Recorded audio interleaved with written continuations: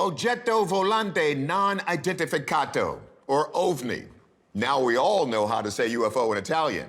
And after you see this next video, you'll never need reminding. It's January 9th, 2017, and we're in the heel of the Italian boot.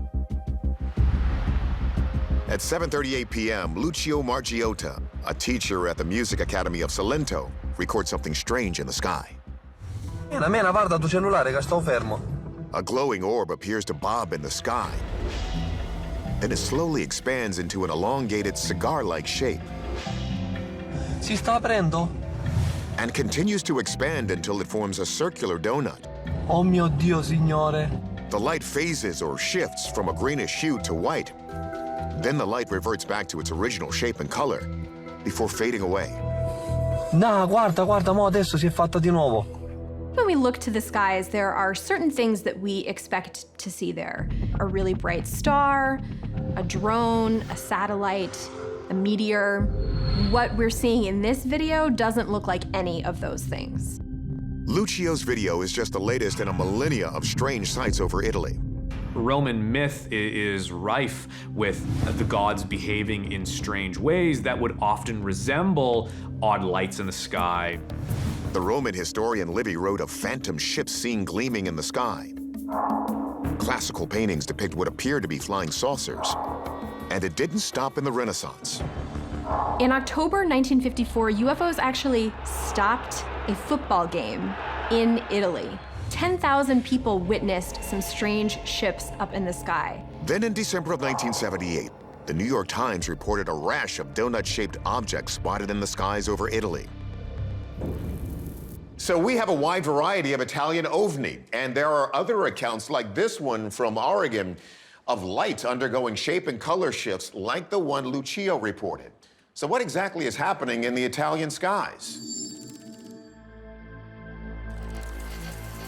We've seen mystery rings in the sky before, but those turned out to be emissions from nearby smokestacks.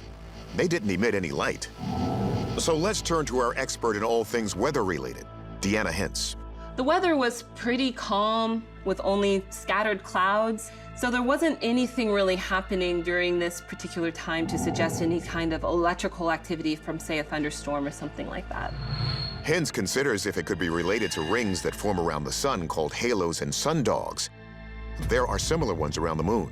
Light passing from either the sun or the moon is bent and refracted by ice crystals that are very high up in the atmosphere. And you will see a sometimes brilliant halo around that light source. Some look almost like UFOs with one big difference. But you would still see the source of the light, either be the sun or the moon, in the center of that halo. Whereas here in this video, that center light source is blocked. Astronomer and video effects designer Mark D'Antonio notes that Lucio is zoomed into his camera's maximum magnification, which can exaggerate any distortions in the image. It was shot with a cell phone camera, and they're just not that good at taking nighttime photographs. The camera itself may have some junk on the lens. See, as it goes in and out of focus, okay, it's almost like there's moisture on the lens, and he's just getting some video artifacts. I mean, if there's any kind of moisture on the lens, you can actually create some really kaleidoscopic objects from your camera. But while D'Antonio says that lens issue might create the circle image and the phasing, he still can't pinpoint the original source of that light in the sky. He rules out a laser or spotlight because they would have to reflect off the clouds. And it was a clear night. Beyond that, he's stumped. I'm not saying that it's not an actual unidentified flying object. So it's a mystery. We don't know what it is exactly. There's currently no official explanation for this video from the Italian government. If the light came from a drone, a plane, or a helicopter, you would think they would have said so.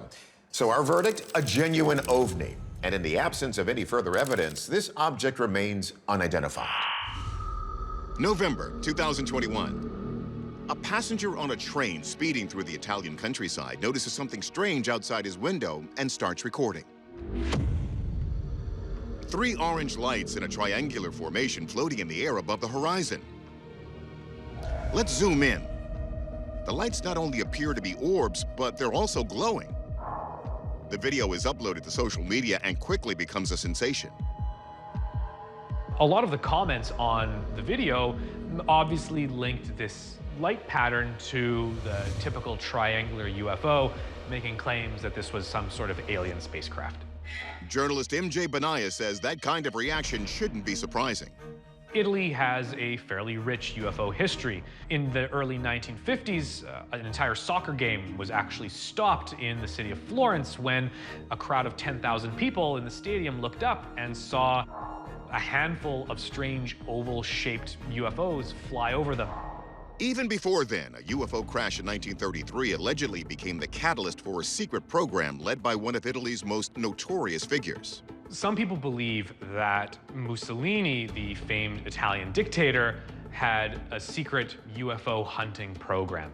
The idea was that in 1933, a UFO crashed in Italy, and Mussolini allegedly hired famed radio pioneer Guglielmo Marconi to figure out what this technology was and whether it could be weaponized. The Italian Center for UFO Studies documented almost 10,000 cases over a 50-year period. And we reported on some of them, including this anomalous event we investigated last year. Could this triangle be something related? We asked for our expert's opinion.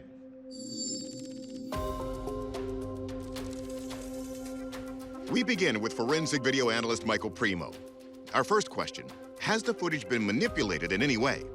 The lights appear to be real, at least to my naked eye when analyzing it frame by frame. But what the encoder is saying using macro block analysis is that this information in this green color is different than this information in this green color. So it's a possibility that some use of CGI was added to this recording based on the macro block analysis, but no definitive conclusions can be drawn at this time. Acknowledging that red flag, we take the video to astronomer and video effects designer Mark D'Antonio to see if this could be a plane. I don't think that this one here is an aircraft, because an airplane light of this brightness would be the landing lights, and airplanes generally have 2 landing lights, if not just 1 in some cases, not 3. Now, you could say, well, is this a stack of aircraft, one farther from the other, making a logical triangle from this perspective? But these lights look all the same brightness, and if you stack up planes like that, the furthest plane away is going to be several miles behind the first plane in the lines, will look a little bit dimmer and smaller than the one in the front. D'Antonio rules out any commercial or military aircraft, but he does believe there is a clue to the mystery in the video. If you also look carefully, when this train is moving, it passes a sign along the way. The sign is being held up by 2 legs, and this object passes in front of one of those legs. The lights don't disappear when the train passes the sign outside. D'Antonio thinks it's because this mysterious object isn't actually in front of the photographer. I think that this is a light fixture reflected in the window from one of the adjacent train seats. But when we ask science writer Mick West to study the video, he disagrees. I don't think this is a reflection. For one thing, it's the only light being reflected that you can see. If it was a train with lots of people, you would expect to see more. And when the person filming it is moving the camera, you see these bits of dirt on the window move around. But when they're moving around, there's no movement at all with this object, which means that it's not a reflection. By zooming in, Mick sees the lights are not staying in one place. I took the video and I tried stabilizing the lights on the screen so they all stay in exactly the same position. And you can see that it's not like a single solid object. They seem to be moving somewhat independently. Another thing that you notice is that the distance between the lights and the tree line gradually decreases. So we have orange objects that appear to be slowly drifting down. West believes there's an orange light that fits the bill. Military flares. They're attached to little parachutes, so they just basically sink down fairly slowly, and they burn for about a minute or 2, and then they'll usually drop. Our verdict, this is a toss-up. We can't explain why the lights don't pass behind the sign, but we can't call it a reflection either. We can't even say for sure it's real. The military flare theory feels right, but our experts aren't unanimous. Until we know more, we have to say this remains unidentified. December 2018, 2 German tourists are walking to the beach in the Italian port city of Catania. They're coming from a party, but it's what they see next that makes this a night to remember. The video starts with a large glowing diamond in the middle of a black sky. It then zooms out to reveal what looks like two diamond-shaped UFOs. Despite their apparent lack of flight features like wings, propellers, or means of propulsion, these diamonds seem to hang steadily in the sky as the video continues on for a whopping 6 minutes.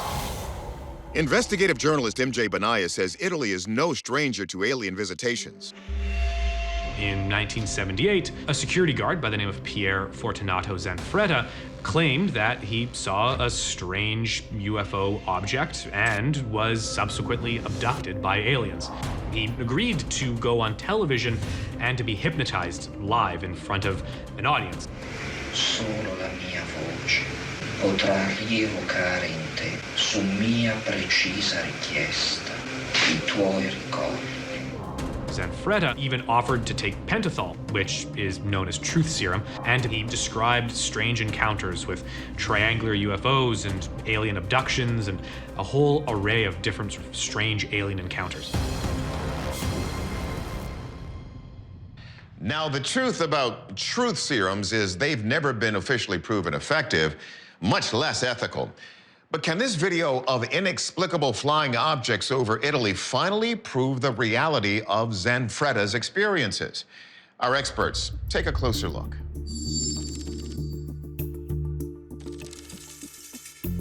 First, we turn to our video forensic analyst, Michael Primo, to determine if the footage is even real. No evidence of digital alteration was detected, no CGI was detected, and the operator was essentially trying to record something that didn't get recorded accurately, in my opinion. So the result is inconclusive at this point.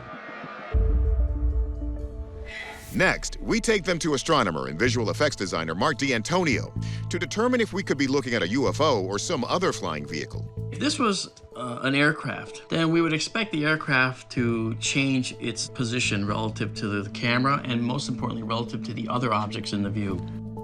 They don't change. They are stationary relative to each other. So they're not aircraft, they're not drones, they're not balloons, they're not other strange military craft. And we know these aren't satellites because satellites move across the sky. These are just locked stationary. Under closer investigation, D'Antonio determines that the diamond-shaped lights seen in the video may not be what they appear to be at all.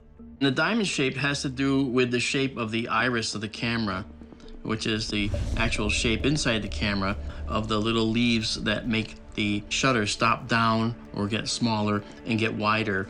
And when you go out of focus, the light is spread across the entire sensor, but it's eclipsed by the edges of that iris shape.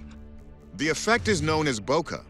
And if the iris shape is a diamond, you'll see a diamond. If it's a different shape, you'll see a different shape. In this case, it's a diamond. So if this alleged diamond-shaped UFO isn't even diamond-shaped, what is it? D'Antonio thinks he spotted a clue. So in this particular frame, here are the lights in question here, but if you look down further, there's more lights going all the way down. If you draw a line between them logically, there is a slope here. And I believe what we're looking at are lights on the ground. But the person taking the image doesn't understand where the horizon is and where the local horizon is. They don't realize that maybe there's a hill here and that their lights are a little bit elevated on the hill. They may think they're in the sky, but they're actually ground lights. Our verdict, unidentified ground lights. We looked, but were unable to determine exactly where in Catania, Italy, this footage was taken to compare it to the landscape in the daytime. But D'Antonio's analysis appears to fit the facts in our mind. Most likely, we're looking at cars or street lights. As for Zanfretta's experiences, we're leaving that case open for further investigation.